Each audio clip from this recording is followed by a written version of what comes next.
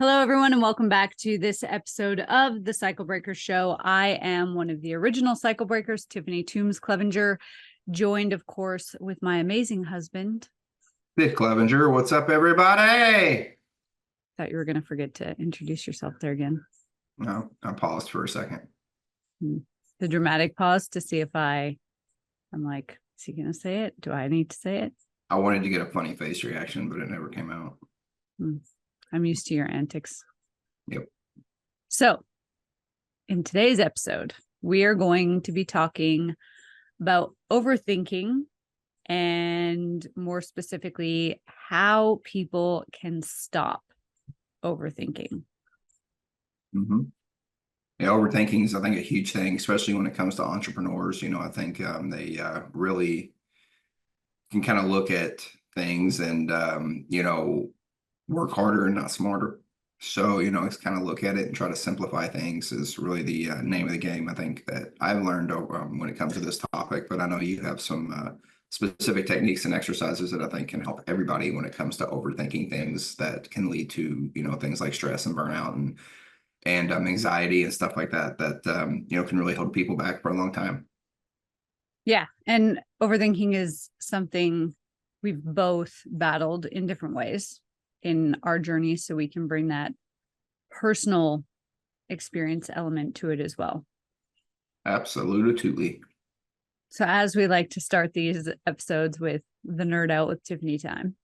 Yeah.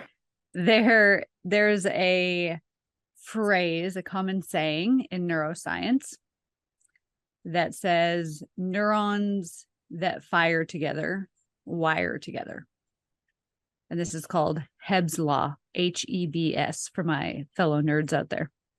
I'm going to let you explain this one. You don't want to explain it? No, it's all you. So basically what happens, we have these brain cells in our brain. That's no shock to anybody. And our brain cells grow these extensions or these arms and branches called dendrites. And Big word alert. The dendrites that are most commonly fired at the same time create a connection. And that's called a neural pathway. That's essentially an electrical circuit in the brain. So let's say every time you've heard of Pavlov's dogs, right? Where he rang the bell and then would feed them. Mm-hmm. And then eventually he just had to ring the bell and they would start salivating. Even if maybe explain it for our listeners, because I'd never heard of it until you told it to me. So if you don't remember learning about Pavlov's dogs in like 8th grade science class, there was this Russian scientist, and what he would do is he would ring a bell and then he would feed his dogs. He would ring a bell and feed his dogs. And he did that for, I can't remember exactly how many days in a row, but that's what he would do. Ring a bell, feed the dogs. So eventually the dogs associated the bell ringing with eating. So if we get into neuroscience terms, the dendrite for ringing the bell was being fired at the same time as eating. So those two became connected in the brain. And then what happens is over time, when what he found was if he rang the bell and didn't feed the dogs, they would still start salivating anyways, because he had created that pathway in the brain to, when they heard the bell ring, to start salivating, right?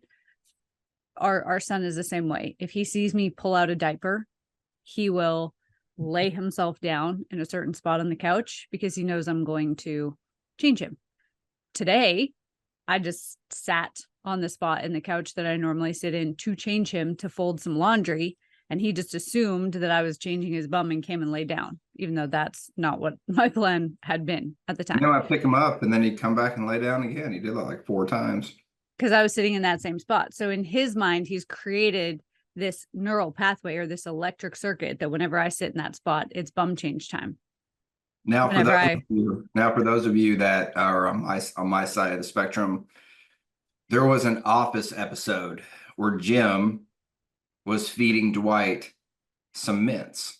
Yes. And every time that, so this was an opening part of the episode. I want to say it was a later season. I want to say it was like season 5 or 6.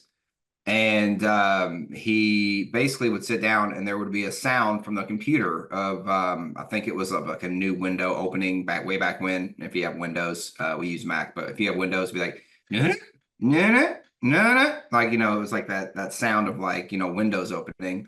And every time it would open, Jim started with detailing, right? Like, do you want a mint? Do you want a mint? Do you want a mint? Like in a different way. But then over time, he would take certain things out to the point where then he was just putting out his hand and Dwight was grabbing a mint. But then at the end of the sequence, which if you remember, The Office usually starts with an opening, like, kind of like a funny opening. At the end, after he had done it like 8 or 9 times, Dwight reached his hand out to grab a mint and Jim's hand wasn't there. And he wondered why. And he said, "Oh, I don't know why I'm doing this. And I also don't know why my mouth feels so dry and mothy."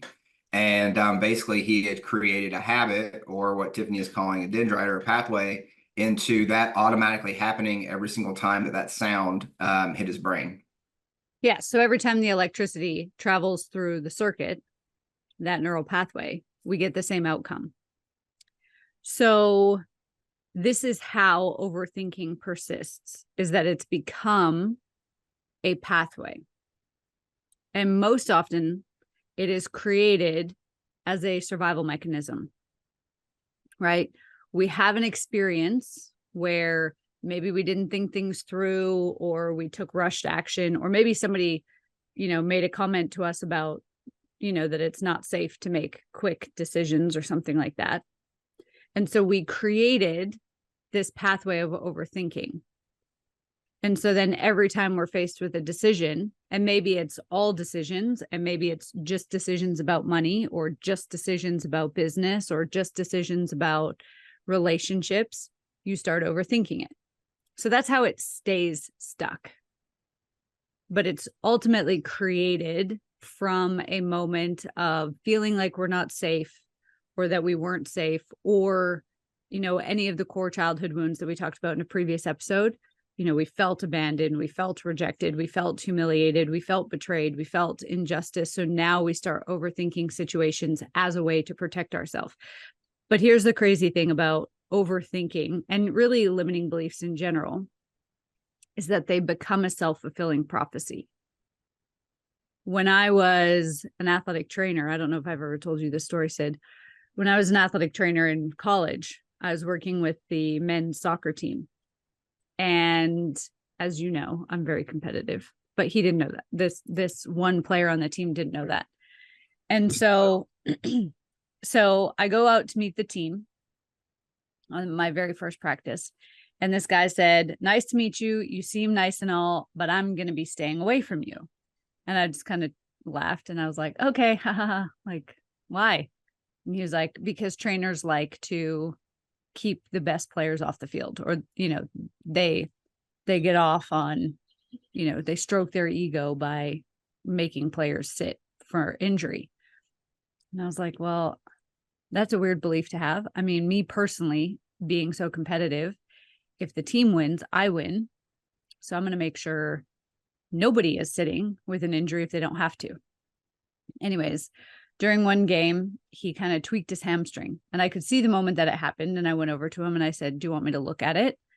He was like, "No, get away from me." Wouldn't let me, I was like, "Make sure you ice, come and see me for a massage. Let's wrap it for practice. That's going to help it get better faster." And he was like, "No, just stay away from me."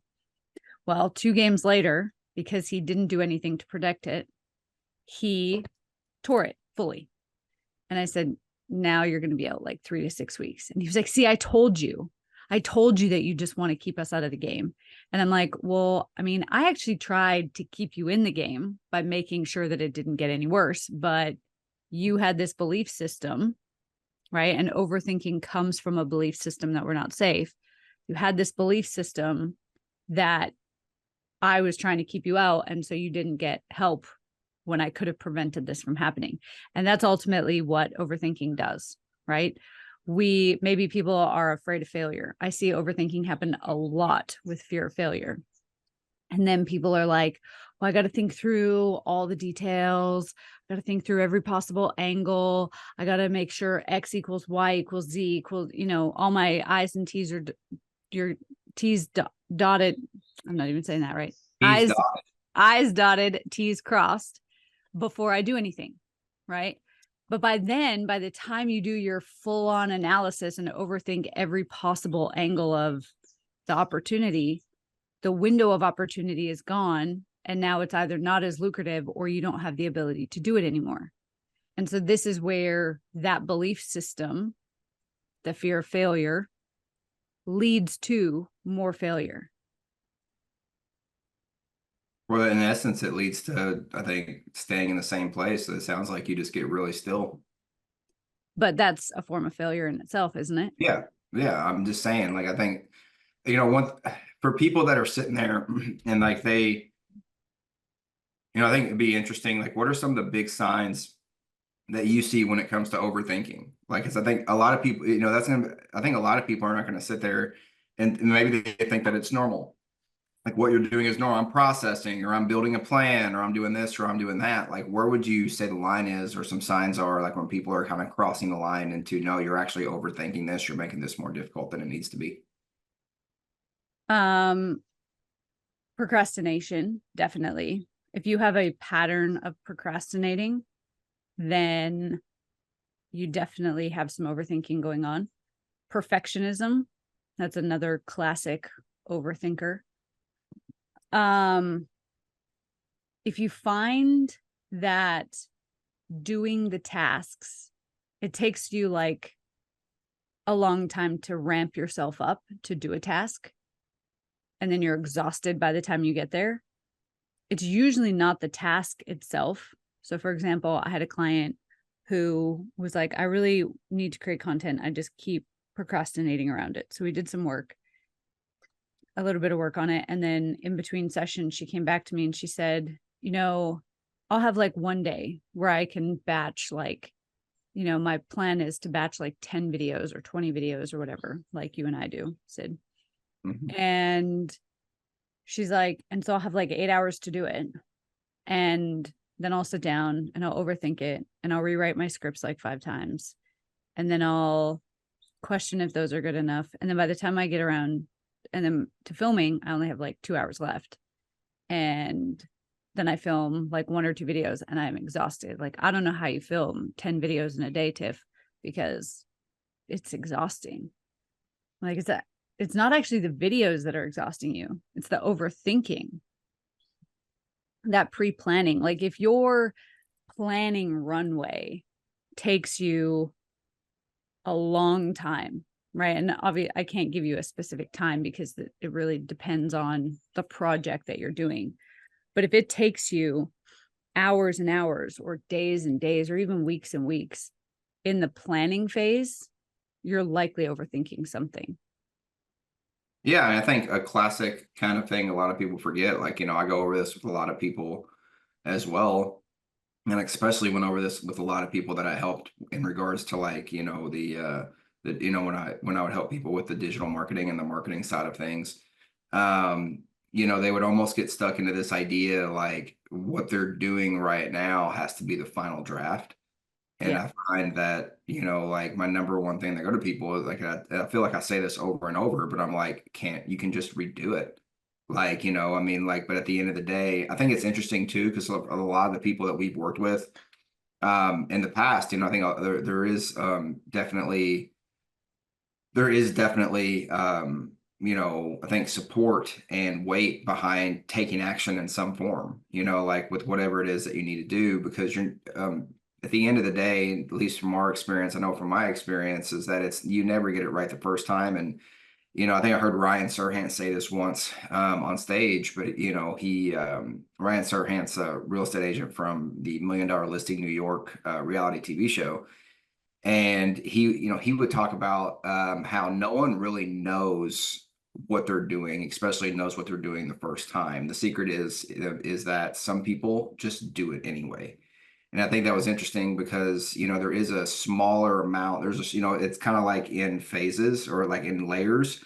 So there's going to be people that know what to do, but never take action. There's going to be people that know what to do and do take action. There's gonna be people that know what to do, take action, and then I don't know if you call it reaction or you would just, take action again and again and again and again, and refining it because, in a lot of the work that we do, and a lot of the stuff that people do in general, I think they realize that, it's everything's, in my opinion, it's been a journey. Like, I'm not perfect at anything. I'm probably never going to be perfect at anything, and just kind of surrendering to the idea that there's always room to get better and falling in love with the process of getting better, I think is where the secret lies for a lot of the successful people that are out there, that are happy is, they surrender to the idea that, you know, um, I always have room for improvement, but I'm going to be the best that I can be today. Yeah. So, I mean, I always think of that Hermosi quote that you quote often, that it really only takes like 100 hours to become good at something. And so, but most people wait years don't, they wait years to start that first hour. So if you're spending more time thinking about taking action than actual action taking, that's like probably the number one sign that you have an overthinking pattern. Mm-hmm. So then, isn't it funny though that a lot of times, as you mentioned fear, like a lot of times the thinking of the fear is actually, I think there's a famous president that made a quote, but like the scariest thing about fear is fear itself. So yeah, basically being like the first step you take, I don't know, it's like everything that I've ever done, just like this weekend, for example, just got back from a plant medicine, weekend out in North Carolina with our shaman and a group of about 20 people. And, last week I was sweating bullets a little bit. And I think a lot of it was fear of, I had a very overwhelming experience the first time that I went, very much a death and rebirth. And, with the type of medicine that we were taking, I mean, like, it's going to hit you in between the eyes. And I think it was an interesting quote. It's like I was talking to the shaman over the weekend, and I hadn't told you yet. Or I think I might have told you yesterday, but he was like, I was like, so what is it? Is it the vine, or is it the stuff that's kind of holding the medicine inside of our body, during this ceremony that's creating, what I had at the time, which if some people don't know this, like the first ceremony that I went to, plus first plant medicine ceremony that I went to, I actually got carried out of the room, or we were in a yurt. So I got carried out of the yurt because like I took it, and then I absolutely freaked out because I didn't know what was going on. And I felt like I was losing touch with reality. And that scared me because I was a new dad. No, I had like an 8-month-old at home, or I think he had just turned 1. And I'm sitting there and I'm like, I don't want to do something that's going to permanently damage my time with my son or with you. And so I freaked out because I didn't know what was going on and I didn't know how to handle it. So like I went back this past weekend, 7-8 months after doing it last time, and scared to death that I was like, why would I want to put myself through that type of experience again? It did nothing but scare me. It did nothing but, freak me out. But then I realized that when I got, the hardest part, to be honest with you, even was before the drive. The hardest part was just getting in the car to go. And you then once I stalled. went, You stalled going for a long time. I was actually wondering if you were going to get in the car and go, or if you were just going to decide, you know what, I'm not even going to make it in time now. No, I mean, I left only like 30 minutes after he wanted me to leave. I mean, it wasn't terrible. But like, even when I got there, like I think I texted you, like I was a little shaky when I got there. Cause like I got there and I met a guy, like right when I got there, I backed up and there was a guy getting out of his car, and I hadn't met him yet. And I was just sort of like, and I think the first time, like when I was there this weekend, I did a lot of like reflection, and there was, I think, just a lot of, I didn't know what I was doing. And I think I made a lot of first timer mistakes that led to the freak out. And I talked to a lot of people there that do this type of medicine every month, and just sort of got some great feedback on like, you shouldn't do this, shouldn't do, and then they went down this laundry list of like non-recommended things you should do on plant medicine. And I checked off like every one in my first one. And then it made me feel a lot better because I was like, oh, okay. So if I make this shift or this change, it probably feel better. And it did. I mean, I took all their advice this time. I kind of knew what to expect. And this time it was definitely a lot easier or not as much of a painful experience. But at the same time, I had to go through what I went through, but I had to take the step to do that first and then get carried out of the room and then, come back and readjust and make it better. And I guarantee you the next time that I do it, it's probably going to be an even better experience. And it's just going to get better and better and better and have more insights and more, enlightenment every single time I go. But very interesting that, I think the hardest part of me going to this past weekend in regards to overthinking was I was overthinking, which led to overthinking all the bad things that could happen instead of the good things that were about to come. And that's the key, right? Is that we overthink the negative. We overthink the worst case scenarios and what could go wrong, as opposed to what can go right. Yeah, and I did. And that's what most people do. And that's why overthinking holds you back. So there's a really powerful exercise that you can do. And I'll just note as well that overthinking is a sign that you are living in the future, right? You're projecting feelings or emotions from your past onto the future. And that creates a sense of helplessness. So then you have to keep overthinking it to try and get your power back. So there's a really powerful exercise that actually comes from Tim Ferriss. He called it fear setting. And what you do is you write down the thing that you're overthinking as though you're going to do it. So I did this for the very first time when I had lost everything in Australia. I was moving back to Canada with like less than $3,000 to my name. And my soul, my gut was telling me to start a business, but my family and friends were like, that's like the worst idea ever. So I wrote out, what if I start my business, right? What if I go to ayahuasca? What if I charge X for my products and services, right? So you're going to write down that statement as though you're going to do it, the thing that you're overthinking. For those of you that are thinking the plant medicine that I was discussing was, the reason I said plant medicine because it wasn't just ayahuasca, it was ayahuasca and some other mixtures. But yeah, so if that's what you're thinking, yes, that's the retreat I just got back from. What if I start putting out content on social media? What if I start putting an offer a day out on social media? Okay, so you're going to write that statement out. The next thing you're going to do is you're going to write out all the possible worst case scenarios. And what I realized in doing this, when I had my statement of what if I start my coaching business, I thought there was going to be so many worst case scenarios. And there was literally 3. Nobody buys from me. I run out of money.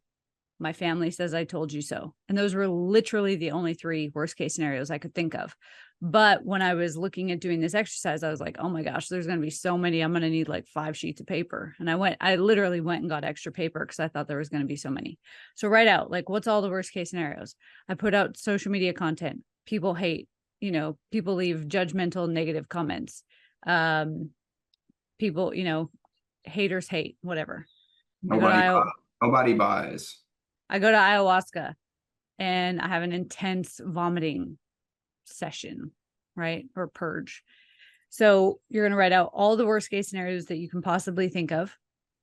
And then you're going to go back and you're going to say, okay, if this worst case scenario happened, what could I do to prevent this worst case scenario from happening?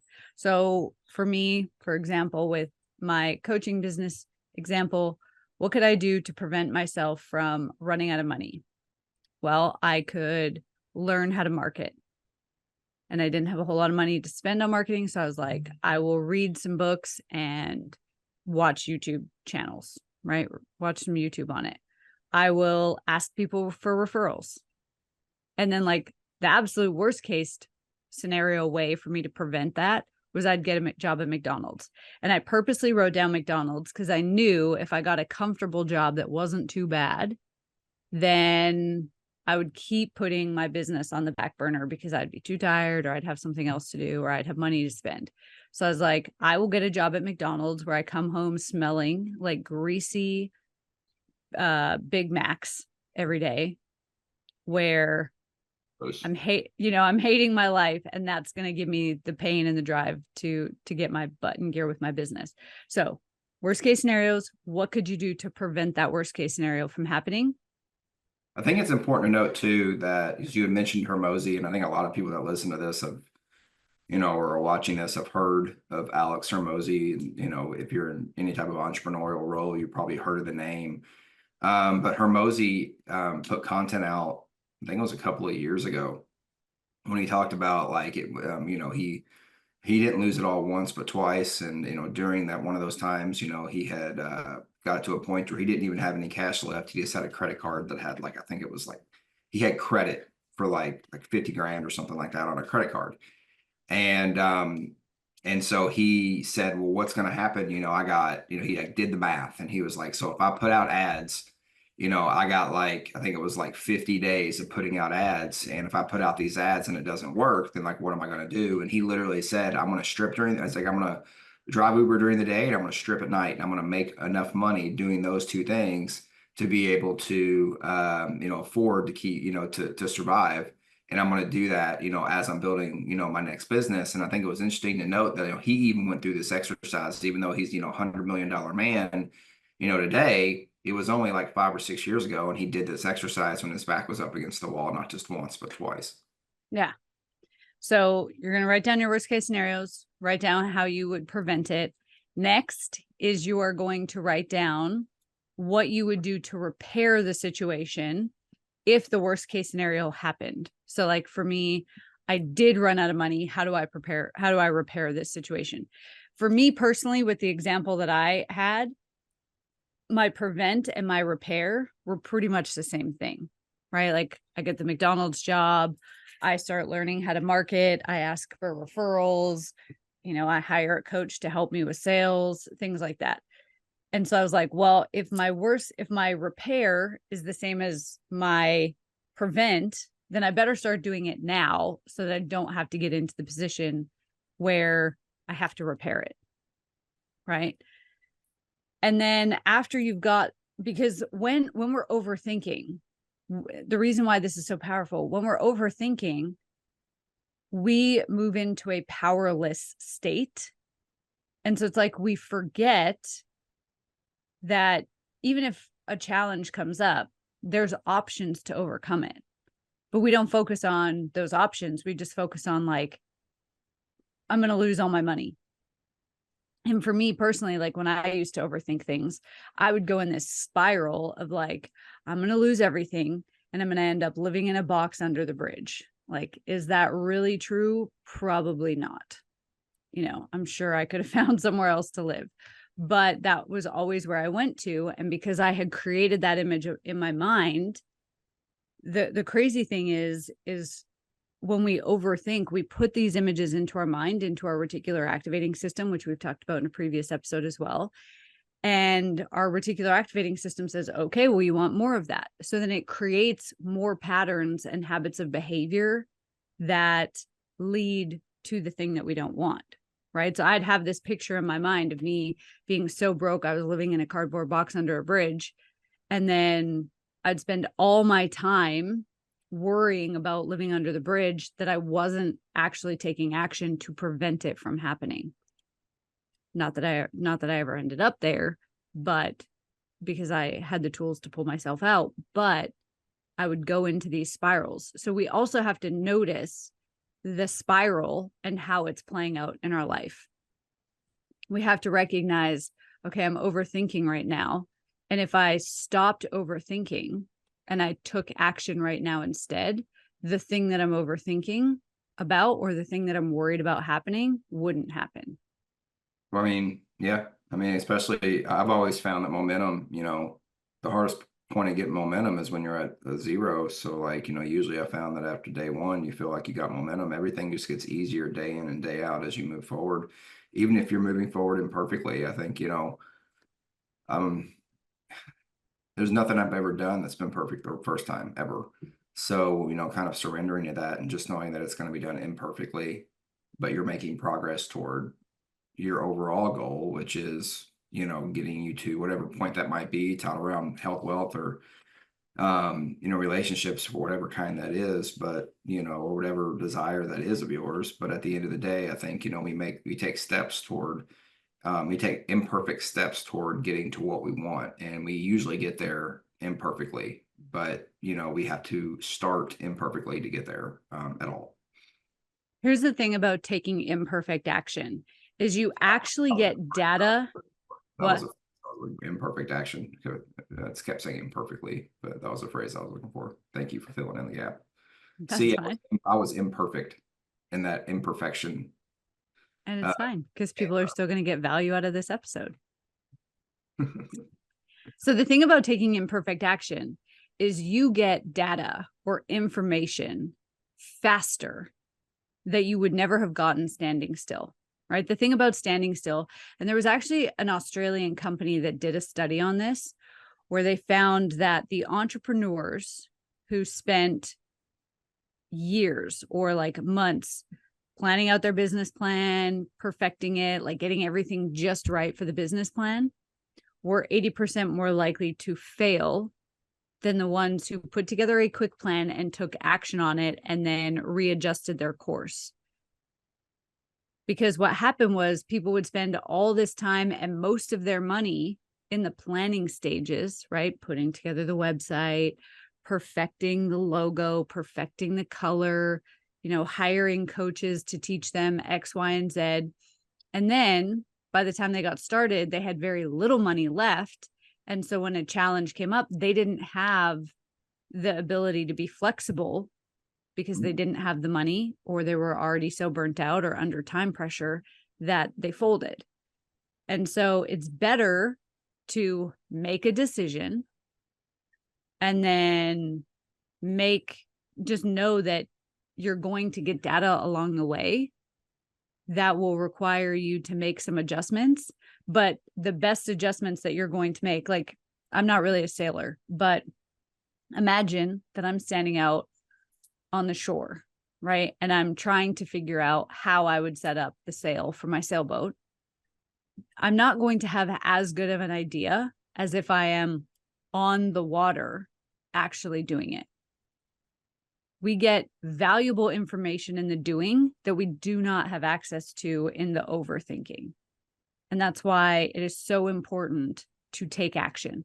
Now, if your nervous system is dysregulated, this is going to feel profoundly uncomfortable and probably way harder to do, which is why we put together the 7-day nervous system reset. 7-day nervous system reset, you are going to get the 7 most powerful tools to regulate your nervous system that we start every single one of our private clients off with.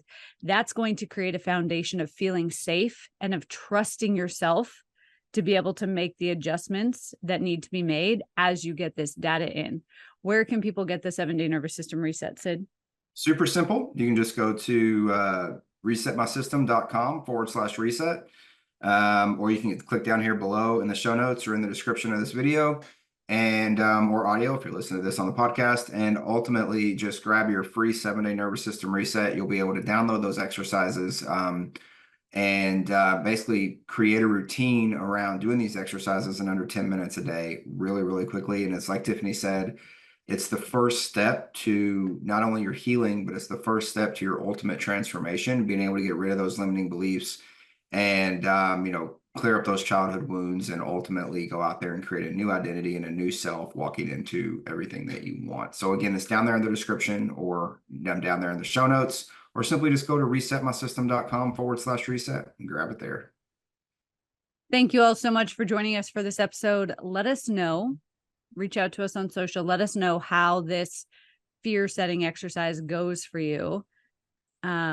We want to see you stop overthinking, and we'll be back again with another interview that's going to blow your mind and some more amazing episodes in the near future. Oh yeah, looking forward to it.